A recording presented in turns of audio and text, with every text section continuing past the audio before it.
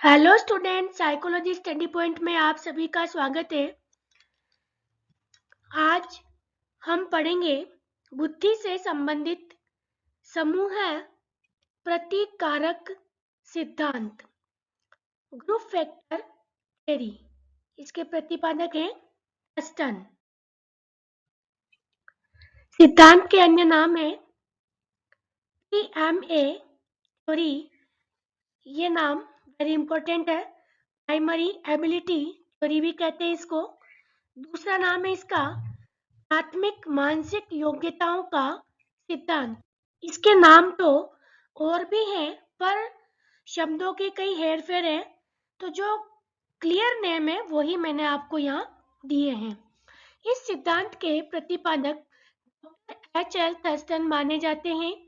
उनकी मान्यता थी कि सामान्य बुद्धि को कई भागों में विभक्त किया जा सकता है। इन भागों को उसने प्राथमिक योग्यताओं का नाम दिया है। इन्होंने अपने अध्ययनों के परीक्षण से और उनके विश्लेषण से इस निष्कर्ष पर पहुंचे कि एक ही व्यक्ति की भिन्न भिन्न प्राथमिक योग्यताओं में धनात्मक सहसंबंध होता है।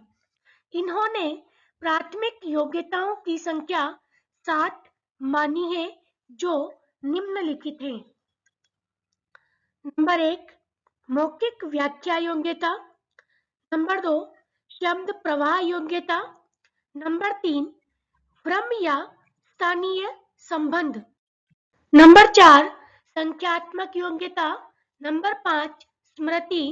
नंबर 6, तर्क। नंबर 7, प्रात्यक्षिक योग्यता। इन 7 योग्यताओं को भी थर्स्टन ने 2 भागों में विभाजित किया है। नंबर 1, प्राथमिक प्रतिकारक। दूसरा है द्वितीयक प्रतिकारक। प्राथमिक में अलग अलग बताए हैं: संख्या, मौखिक कार्य, दूरी, शब्द प्रवाह, तर्क और रटंत स्मृति। द्वितीयक में बताए हैं वस्तु परीक्षण, प्रत्यय गति, साहचर्य स्मृति, देन समस्या समाधान।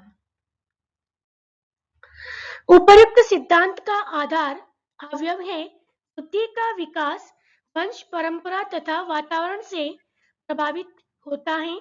अवयववादियों की यह धारणा है कि बुद्धि अनेक तत्वों से मिलकर बनी है, भ्रामक है, अर्थात भ्रमित करने वाली है। बुद्धि के सभी सिद्धांत मनुष्य की क्रिया पर बल देते हैं। व्हाइटमैन के अनुसार हम पहले किसी भी धारणा को अस्वीकार करते हैं कि मानसिक परीक्षण जीवन की संप्राप्ति के प्रति बुद्धि के दोषों के रहस्य से पूर्ण है। सामान्यतः हम इस बात पर राजी होते हैं कि कौन सा व्यवहार बुद्धि है, यद्यपि हम कई बार व्यक्ति में निहित रहस्यमय बुद्धि पर भी विश्वास करते हैं। थर्स्टन ने इन योग्यताओं का समावेश अपने सिद्धांत में किया है: प्रेक्षण, अंक, शाब्दिक योग्यता, वाक शक्ति, स्मरण, तार्किक पर्यवेक्षण। इन तत्वों के आधार पर बुद्धि को SNRWMRP भी कहते हैं।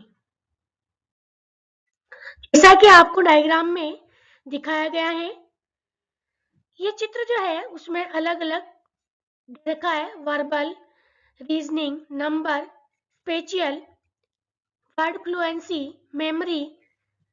तो इसी प्रकार उन्होंने इस डायग्राम को दिया है कि केंद्र में कोई भी एक ही ऐसा बिंदु मुख्य रहता है, बाकी सब अपने अपनी विषय वस्तु के आधार पर उत्पन्न होते हैं या विकसित होते रहते हैं। केले भी इसी बहुखंड सिद्धांत में विश्वास करता है, परंतु उसने बुद्धि के खंडों की संख्या 7 न मानकर 5 मानी है। ये खंड है विस्तार कौशल, स्मृति, वरीम योग्यता, संख्यात्मक योग्यता, प्रात्यक्षिक योग्यता। थर्स्टन ने बताया कि स्पीयरमैन का जी संबंधित योग्यताओं के समूह में विभक्त किया जा सकता है। इन योग्यताओं को उन्होंने आत्मिक मानसिक योग्यताओं का नाम दिया है। उदाहरण के लिए यह मान लीजिए कि व्यक्तियों के एक समूह को विभिन्न प्रकार के प्रशिक्षण दिए गए हैं, जिनमें शाब्दिक, स्थानीय, गणितीय तथा प्रत्यक्षात्मक योग्यता की परीक्षण शामिल है। इनमें से प्रत्येक परीक्षण छोटे छोटे इलिप्सों द्वारा दिखाया गया है और उनको नाम दे दिए गए। यह आरेख भौतिक टस्टन के बहुखंड सिद्धांत का निरूपण करता है। Ellipse V1, V2, V3, V4 शाब्दिक योग्यता के 4 परीक्षण का निरूपण करते हैं तथा S1, S2, S3 एवं S4 स्थानीय परीक्षणों का, जैसा सामान्य अतिव्याप्ति के क्षेत्र द्वारा दिखाया गया है। शाब्दिक परीक्षणों में एक दूसरे के साथ काफी सहसंबंध है। इसी प्रकार स्थानीय परीक्षणों में विशेष सहसंबंध है। V तथा S शाब्दिक तथा स्थानीय को बताते हैं। यह ध्यान देने योग्य बात है कि यहाँ समूह खंडों में निरपेक्षता और आपस में सहसंबंध नहीं है। यदि सब परीक्षण अंतः सहसंबंधित हो तो ऐसे परीक्षणों के झुंडों की उपस्थिति होगी जो स्वयं अपने में विशेष रूप से सहसंबंधित है, किंतु झुंडों में कम सहसंबंधित है। जैसा कि ये डायग्राम आपको दिखाया गया है, V1, V2, V3, V4, इधर S1, S2, S3 और S4। ये डायग्राम हमें ऐसी योग्यताओं का विकसित करने का अवसर देता है जो विभिन्न प्रकार के व्यक्तियों में अलग अलग प्रकार से विकसित होती हैं। बाद में टस्टन ने तार्किक शक्ति में 2 योग्यताएं मानी हैं। नंबर 1 है आगमन योग्यता और नंबर 2 है निगमन योग्यता। उसने एक अन्य तत्व का भी उल्लेख किया जो समस्या हल करने की योग्यता से संबंधित है, अर्थात तीसरा तत्व भी हो गया। वह तत्व माना जाएगा जिसके द्वारा मनुष्य यथोचित स्थान पर समस्याओं का समाधान कर लेता है। बाद में केली ने भी 5 तत्वों के स्थान पर 9 तत्वों या योग्यताओं के समूह को स्वीकार किया जो इस प्रकार हैं। नंबर 1 शाब्दिक योग्यता, नंबर 2 गामक योग्यता, नंबर 3 सांख्यिकी योग्यता, नंबर 4 यांत्रिक योग्यता, नंबर 5 सामाजिक योग्यता, नंबर 6 संगीतात्मक योग्यता, नंबर 7 शारीरिक योग्यता, नंबर 8 स्थानिक संबंधों के साथ उचित ढंग से व्यवहार करने की योग्यता, नंबर 9 रुचि। ये जो योग्यताएं यहाँ बताई गई हैं,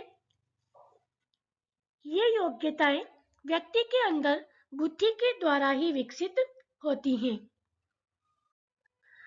बहुतत्व सिद्धांत की आलोचना, बुद्धि के इस बहुतत्व सिद्धांत की भी आलोचना की गई और कहा गया कि एक तत्व सिद्धांत में और इसमें कोई विशेष अंतर नहीं है। एक तत्व सिद्धांत जो बीने द्वारा दिया गया था, क्योंकि उसके अनुसार एक ही बुद्धि विभिन्न क्षेत्रों में कार्य करती है और इस सिद्धांत के अनुसार विभिन्न क्षेत्रों में विचरण करने वाली बुद्धि का सामूहिक रूप ही होती है। Thank you.